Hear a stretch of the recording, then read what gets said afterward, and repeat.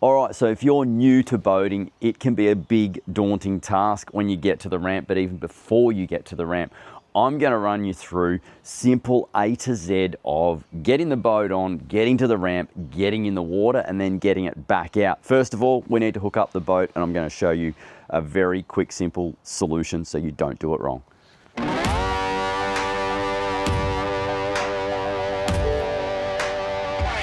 To make sure you don't forget anything, work on a count system, okay? What I have here is a 4-count system. It's all gonna make sense. So first thing we're gonna do, wind the jockey wheel down, drop the boat onto the tow ball.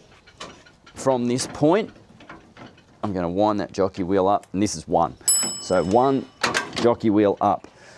2, we have trailer lights. 3, drop the latch on. And 4, safety chain. Obviously, if you've got 2 safety chains, then your count is going to become 5. But once you get that in your head that you have a number of things to do, you sort of count your way through it. You can't do it wrong. The other one, undo the brake latch on the trailer. We're ready to go, people. Let's get to the boat ramp.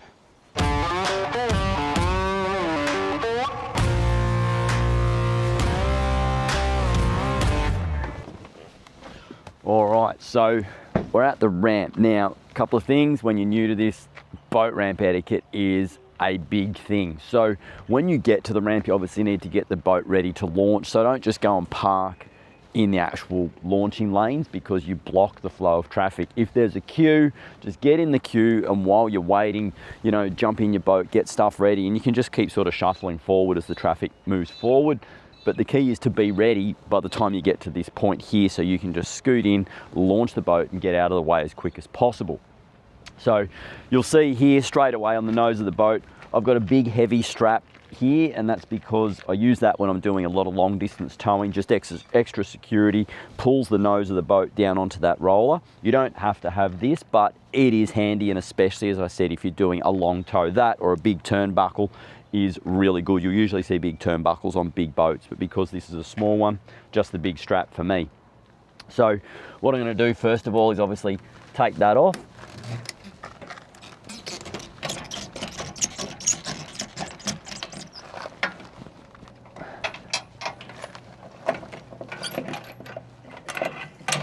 All right, so I'll just chuck that in the car. All right, front's done. Well, let's go to the back. All right, battery's on. So again, just like I had a 4-count when I was hooking the trailer up, I have a 4-count on this boat for getting the back section ready. So straight up, let's go bung the anti-sink device, because that is ultimately super important. All right, then we have one tie down strap. We have another tie down strap. And then I've got my engine stand here.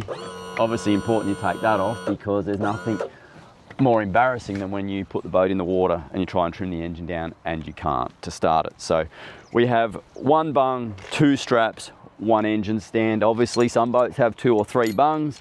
I put these in the car, but I'm going to show you something.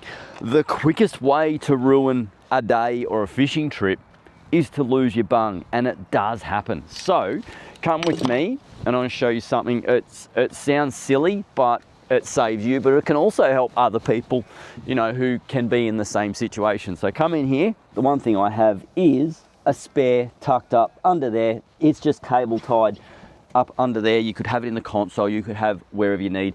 The thing is, some boats will have a specific bung type that you can't just get anywhere. So when you get your boat, go and get a couple of spare bungs or a spare bung, cable tie it somewhere safe and sound, and you will always have that spare if you ever need it. Hopefully you don't. All right, let's get this boat in the water. Now, if you're new to boating and reversing may not be your strong point, one thing I'd suggest is to come down to the boat ramp with the boat on when it's quiet times. It's midweek right now. It's before snapper season. As you can see, there's no one around. So it's a great time to just practice getting it in and out and getting your reversing right. But if not, we're going to move from here. I'm going to choose the lane that I'm going to go to before I sort of get all messed up. So I'm going to go forward. I'm going to pick this lane here that's closest to us. give yourself room, okay? Get everything nice and straight, and it makes it much easier to go backwards straight. So we just roll around here, okay? And if you're struggling, don't be afraid to ask for help. If there's other people around and they're standing, you can easily just say to someone, can you help me get this boat in, or whatever. Most people love to help. So from this point here, we are nice and straight, okay? Pretty simple. When you're reversing, use your head. Like, sitting there like a stiff neck and just doing this, you can't always see everything. If I want to see right down the side, I'll tip my head out, okay? Really simple thing. Right hand mirror, right hand down. That's where the trailer will go. Left hand mirror, left hand down. That's where the trailer is going to go. I tend to use one side as a guide. As long as I can just see down that side there, I tend to be pretty right down that side. Obviously, if you've got other boats and cars next to you in other lanes, be careful that you don't scrape down the side of them. But for now, we just guide this in. And once you get to know your boat and trailer, it's much easier too. Like, I know I just need to see the very top of my guards and I'm going the right way. The other one too is if it's pre-dawn or dark and you're launching or retrieving, turn your headlights off, because other people trying to get down the ramp, because we've got multiple lanes, they can't see anything when your headlights are not only pointing forward but up. Like, it literally blinds you, you can't see a thing. So headlights off, guys. And we all forget to do it too. So when someone goes, oi, headlights, you just go, okay, sorry, yep, my bad. Okay, we've got to this point. I'm going to stop before I put the boat in the water. We're going to jump out and I'm going to show you how deep you need to put your boat in to get it off, but also to get it back on. So let's go. The other hot tip before I hop out, and this is critical. If you have kids in the car with you, and especially little kids, but any kids and they're in the back seat, before you hop out of the car on the ramp with the boat and trailer and everything, get the kids out of the car, okay? Just get them to stand over there, not move, but get them out of the car. It's unfortunately happened over the years. Kids in the back seat, you hop out of the car, you go to get the boat off the handbrake, or something goes wrong, the car rolls back into the water. That is not a situation you want to be in. So always, kids, animals, people in the back seat or whatever, out of the car. All right, so when it comes to backing the whole lot into the water, you can put the trailer in too deep or deeper than it needs to be. You can also put it in too shallow, which makes it hard to get the boat off the trailer. A really good guide on boats. Once this bit here is touching the water, okay, so your chine line, once that is just touching the water and up forward, it probably won't be because of the angle, but once this back part here is, you know, just covered, the boat's in the water, okay? So because the hull's tapering down like so, it's ready to go. All right, the other one, if you've got a catch and release system on your boat, so a quick release system, I don't recommend coming all the way down the ramp with the boat just sitting on those, because these corrugations can make the whole lot bounce.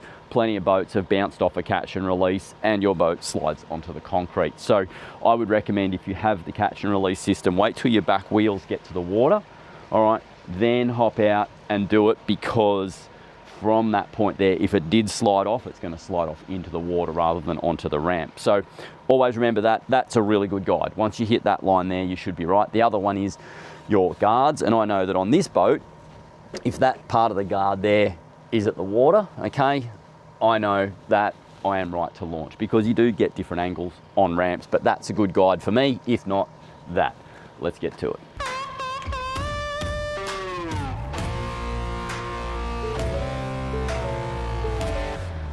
Okay, time to unhook the boat.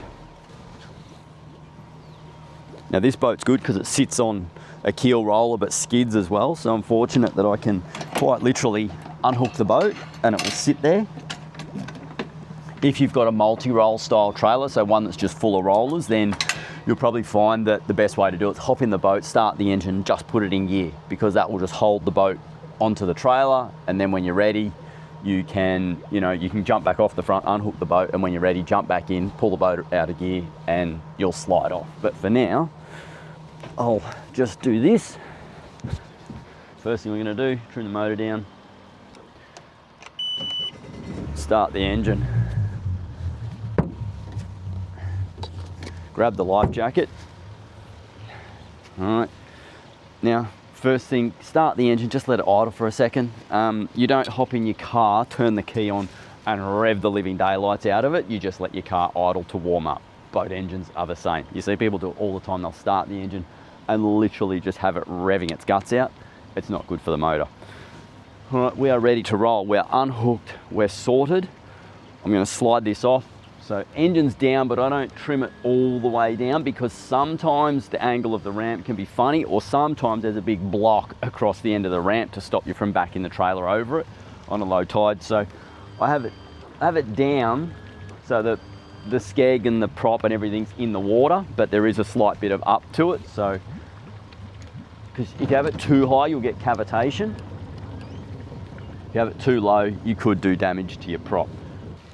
All right, just a bit of reverse. So it's just sitting here still. Give it another. There you go. Once I've got it moving, I tend to back the throttle off. Just let it slide off. Now that we're off the ramp, I trim that motor down so that it's properly down and you'll get way better control of the boat. If it's up high, you don't have as much control. Now, all I'm doing here is quite literally just putting in nice and slow. And to park the boat, you see there, I just literally tapped it in reverse, forward, reverse, and we are in, okay? I will show you another way to do it. It takes a little bit of practice, but once you get it sorted, it is quite literally so good. So if I get a rope now and we jump out, just pull us forward a tiny bit like this, okay? And you notice then we've got the wind coming in this way, so it's much easier to park into the wind. All right, have the nose into the wind because that's obviously the boat's going to want to hang back that way. If you go nose that way, the boat's going to want to swing around and it just becomes more difficult. When it comes to tying off on a bollard like this one, go under and we do that crisscross pattern like that, and then you cross the rope like so, lock it, lock it. That's all you need to do. Now I'm going to show you how to confidently park the boat. So I always like to just push myself off. It's always a bit easier when you do that. All right, I'm just going to loop around because it's not always calm and nice when you're launching or retrieving or trying to park. So you've got to make use of your wind or your tide and make it work to the best of your ability. So right now we've got this wind coming this way, we've got the tide going that way. So I'm just going to loop around. And it's much easier if you give yourself a bit of room to work. Just like when you're trying to launch the boat, give yourself a little bit of room. But if you need to, come out into the open like so. All right.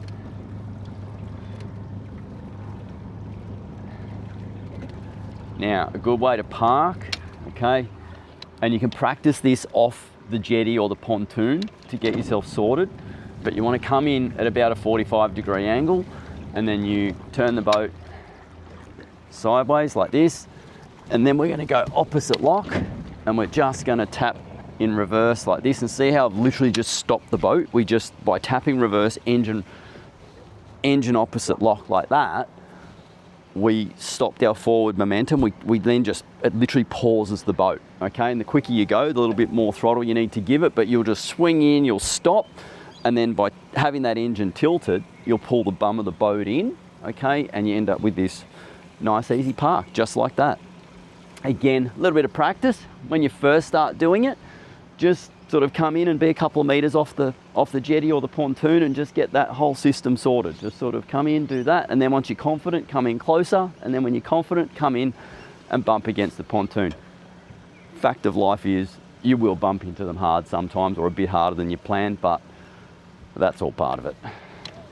The other one too, if you ever get all twisted up and pear-shaped, reverse is a much better option in 90% of cases to get yourself out of trouble than forward. You'll see people, they'll panic and they try and get in and like they want to get away from the pontoon, they hit forwards, all that does is slams the boat straight into the hard stuff. So reverse is a good option. Going that way, hit reverse, and at you know, absolute minimum you'll stop. If not, you'll start reversing away from what you're about to hit. All right, let's get this boat on the trailer. Great thing about trailers these days, most of them, they're all drive off, drive on. You don't need to winch your boat on. And you see a lot of people, they'll have a drive on trailer and they're still winching it on, and that's fine if you want to do it, but if you drive it on, it's obviously much quicker and easier, keeps the flow of traffic going when ramps are busy. So, and it saves a lot of hassle too.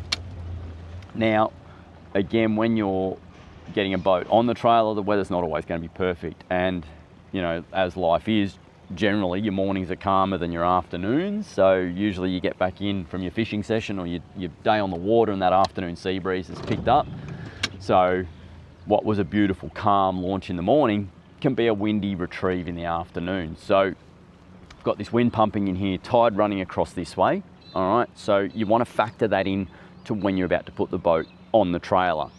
We've got the trailer sunk to the right level. We haven't drowned it, okay? You don't want to go too deep, because when they're completely submerged, you'll find you can actually miss center rollers and skids and actually be in the wrong part of the trailer. You want it that the boat guides in and sits onto, you know, the trailer, but it's guided into the right spot. So with this breeze pushing in here and the tide running that way, easiest way is to start upwind, upstream of where you're going to end up. Okay, it's really hard to come in, or it's harder to come in from the bottom end because everything's sort of pushing you. You're trying to push into it, and you've only got to miss by a little bit and you're off. So this way, I always like to come a little bit above. All right, so I'm coming in pretty well aiming, I suppose, at my right-hand guard on the trailer, and just in and out of gear. We have that little bit of forward momentum, but without too much. Now the nose is swinging across to the center of the trailer between the two guide skids, and then we just tip ourselves in. All right, and I just like to have it out of gear as I bump onto the trailer. Okay, and then from there, just put yourself in gear, just in gear,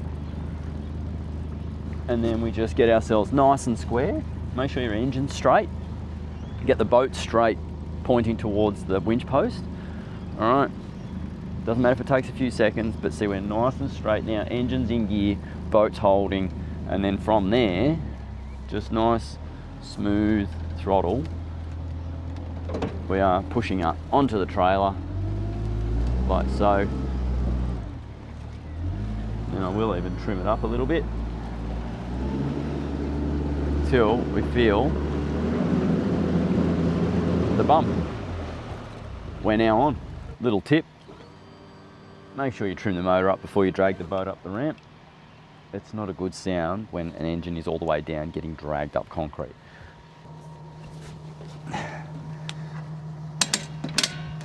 All right, make sure you put the safety chain on, okay? In case the winch lets go or something goes wrong. That will again save you from dumping a boat on a ramp.